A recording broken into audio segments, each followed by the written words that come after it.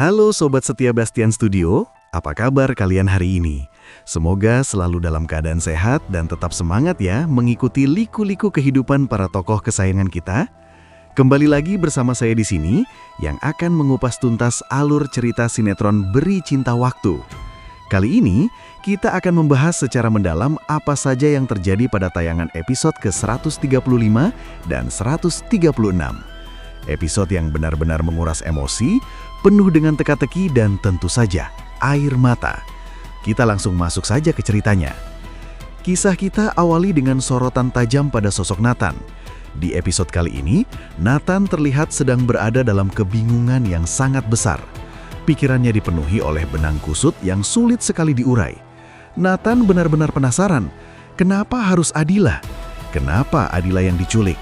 Kenapa Adila yang menjadi target utama? Pertanyaan ini terus berputar di kepalanya. Jika logika penjahat itu adalah ingin menghancurkan keluarga Pratama, bukankah sasaran yang paling tepat dan paling menyakitkan adalah Trian? Trian adalah pewaris. Trian adalah anak laki-laki satu-satunya. Tapi kenapa bidikannya justru meleset ke Adila? Nathan mulai menganalisis, apakah ini sekadar pengalihan isu atau ada motif dendam pribadi yang spesifik kepada Adila? Nathan merasa ada kepingan puzzle yang hilang di sini. Jika tujuannya hanya untuk menyakiti keluarga Pratama, menculik Adila rasanya kurang efektif. Kecuali si pelaku tahu betapa berharganya Adila bagi Trian. Rasa penasaran Nathan ini menjadi pembuka misteri yang sepertinya akan membawa kita pada konflik yang lebih besar nantinya. Sementara Nathan sibuk dengan detektif-detektifannya, kita beralih ke adegan yang agak membuat darah tinggi, tapi juga sedikit lucu karena kena batunya. Siapa lagi kalau bukan Lucy? Terlihat Lucy dengan percaya dirinya datang ke apartemen tempat tinggal Adila. Gayanya sih selangit, dia mau masuk menemui Adila. Tapi syukurlah, ada petugas keamanan atau penjaga apartemen yang tegas. Lucy tidak mendapatkan akses masuk. Di sini Lucy terlihat sangat ngotot. Dia ngeyel setengah mati. Dia beralasan kalau dia harus masuk karena ingin memberikan kejutan ulang tahun untuk sepupunya itu. Drama banget kan si Lucy ini? Dia pikir dengan alasan ulang tahun, si penjaga bakal luluh. Tapi untungnya, si mbak penjaga tetap pada pendiriannya dan melarang Lucy masuk. Dan yang bikin kita puas, ternyata di situ ada Jono. Jono muncul di saat yang tepat. Jono yang sudah tahu akal bulus Lucy langsung menyelah. Dengan nada yang menohok, Jono bertanya, "Siapa yang ulang tahun? Hah?" Skakmat. Kebohongan Lucy langsung terbongkar di tempat. Jono tahu betul kalau Lucy itu cuma bohong. Akhirnya terjadilah keributan kecil di lobi apartemen. Jono bahkan tanpa ragu menyebut Lucy sebagai orang gila karena terus-terusan mengganggu hidup orang lain dengan skenario palsu. Lucy yang tadinya garang akhirnya mati kutu. Rasa malunya sudah sampai ke ubun-ubun. Daripada dia diusir paksa dan semakin menjadi tontonan orang banyak, akhirnya Lucy memilih pergi dari apartemen itu dengan membawa kekesalan dan rasa malu yang luar biasa. Dan satu hal lagi yang menarik Sobat Bastian Studio, rencana jahat Lucy ini sepertinya mulai goyah karena sekutunya sendiri, Reno, sudah mulai sadar. Reno ternyata sudah tidak mau lagi diajak bekerja sama untuk membalas dendam ke Adila. Reno sepertinya sudah lelah menjadi boneka Lucy. Ini menjadi titik balik yang menarik. Apakah Reno akan berbalik menjadi orang baik? Kita tunggu saja. Sekarang, kita masuk ke bagian yang paling mengiris hati. Adegan berpindah kepada pasangan kita, Trian dan Adila. Mereka berdua sedang bersiap untuk menemui Pak Cahyadi. Namun langkah kaki Trian terasa sangat berat. Terlihat jelas keraguan dan ketakutan di wajah Trian. Dia seperti anak kecil yang takut dimarahi, tapi ini lebih dalam dari itu. Trian teringat kembali kata-kata sang papa yang begitu menyakitkan. Kata-kata yang penuh kekecewaan. Terngiang di telinga Trian saat papanya bilang, "Bukan papa yang meninggalkan kamu, Trian, tapi kamu yang meninggalkan papa." Kalimat itu seperti pisau yang menusuk dada Trian. Rasa bersalahnya begitu besar. Dia merasa menjadi anak durhaka yang telah membuang orang tuanya demi cintanya. Trian merasa gagal. Namun di saat Trian rapuh seperti itu, Adila hadir sebagai penguat.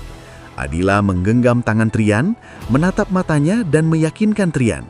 "Ada aku di sini, dan aku akan selalu di sampingmu," ucap Adila. Janji setia Adila inilah yang memberikan sedikit kekuatan bagi Trian untuk melangkah maju, mengetuk pintu rumah masa lalunya. Mereka pun memberanikan diri mengetuk pintu, dan yang membuka pintu adalah Bik Mila. Wah, Bik Mila tentu saja senang bukan main melihat Trian dan Adila datang. Wajahnya sumringah, dia menanyakan kabar, dan mereka sempat ngobrol sebentar. Suasana sedikit hangat dengan sambutan Bik Mila. Tapi ketegangan yang sebenarnya ada di dalam rumah. Ternyata Pak Cahyadi sedang bersantai sambil bekerja, ditemani oleh Andra. Suasana tenang itu seketika berubah menjadi badai saat Bik Mila memberitahu kalau ada tamu yang ingin bertemu, dan tamu itu adalah Trian dan Adila. Reaksi Pak Cahyadi meledak.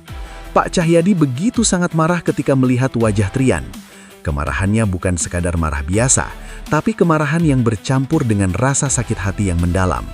Pak Cahyadi berkata dengan lantang kalau dia sudah tidak mau lagi melihat wajah Trian. Dia benar-benar sudah muak, rasa kekecewaannya sudah menumpuk terlalu tinggi. Bahkan Pak Cahyadi menegaskan kembali kalimat yang sangat pedih. Bukankah papa ini sudah kamu anggap meninggal? Udah kamu anggap nggak ada? Bayangkan Sobat Bastian Studio, betapa hancurnya hati Trian mendengar itu langsung dari mulut ayahnya. Pak Cahyadi benar-benar menutup pintu hatinya rapat-rapat untuk Trian saat itu.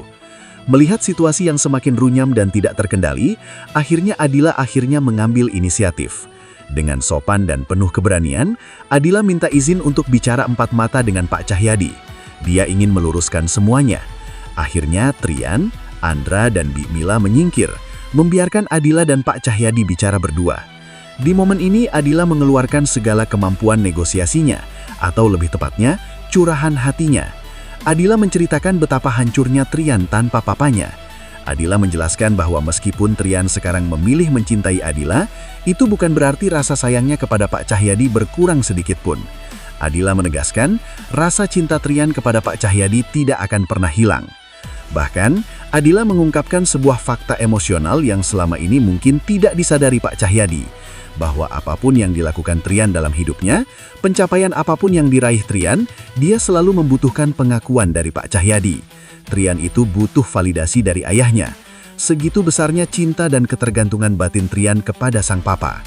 Mendengar penjelasan Adila, Pak Cahyadi sempat terdiam. Terlihat ada sedikit keraguan di wajahnya. Dia seperti sedang berpikir, merenungi kata-kata Adila. Apakah benar anaknya masih sepeduli itu?